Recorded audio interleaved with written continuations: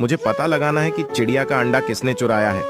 जल्दी बताओ, क्या तुमने चिड़िया का अंडा चुराया है? अंकल, मैंने नहीं चुराया है, आप चाहे तो देख सकते हैं। ठीक है, मैं अभी देखता हूँ। अरे, इसमें तो बहुत सारी चॉकलेट है। तुम सही कह रहे थे, इसमें चिड़िया का बच्चा नहीं है। अब तुम्हारी बारी। क्या तुमने चिड़िया का अंडा चुराया है? अरे अंकल, मैंने भी चिड़िया का अंडा नहीं चुराया है, आप चाहे तो देख सकते हैं। ठीक है, मैं अभी देखता हूँ। अरे, इसमें तो खिलौना है। तुम सही कह रहे थे, इसमें चिड़िया का बच्चा नहीं है। अब तुम्हारी बारी, लेकिन उसे देखने से पहले आप लोग बताओ, आपको पैसा चाहिए या मम्मी का प्यार? मम्मी को प्यार करने वाले वीडियो को लाइक करके चैनल को सब्सक्राइब कर लें और कमेंट में आई लव मम्मी लिख दें। जल्दी बताओ, क्या तुमने चिड़िया का अंडा चुराया है? नहीं तो मैं तुम्हें जेल में डाल दूंगा। अरे अंकल, हाँ, मैंने ही चिड़िया का अंडा चुरा लिया था, वह मुझे रास्ते में मिल गया।